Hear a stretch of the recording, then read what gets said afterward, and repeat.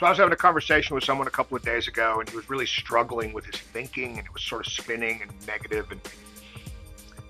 And I was talking to him about this idea that I have that I have two minds. We all have two minds.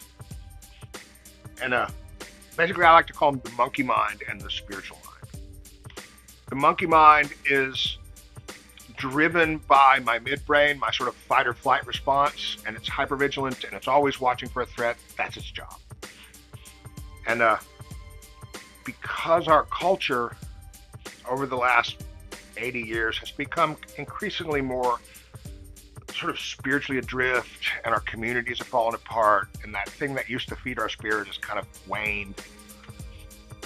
That midbrain, that hypervigilance, feels like it's turned on all the time in a lot of people. The monkey's driving the car. I like a car analogy. The monkey's driving the car.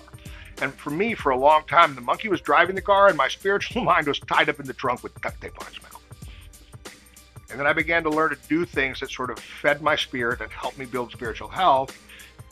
And eventually, my monkey mind and my spiritual mind were taking turns driving the car.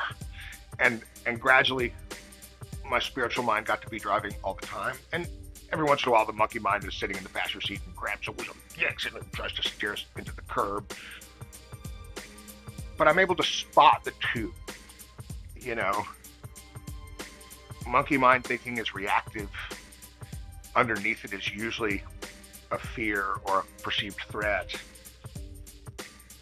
It's where anxiety comes from. It's where a lot of the anger or despair comes from, is this poor spiritual health that's allowing the monkey mind to look for whatever the threat is.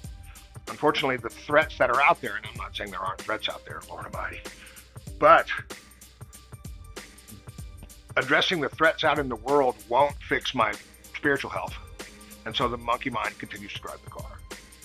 And every time it tries something to make itself feel more at peace and it doesn't work, it panics and drives faster. And I have to learn to do these daily practices. For me, it's just simple, practical things, meditation, a practice in the morning that allows me to start my day with intention, pausing a few times through the day, just trying to live a little bit intentionally so I can be responsive during my day instead of reactive. And my spiritual mind, you know, the part of my brain that watches me think sometimes and watches me feel and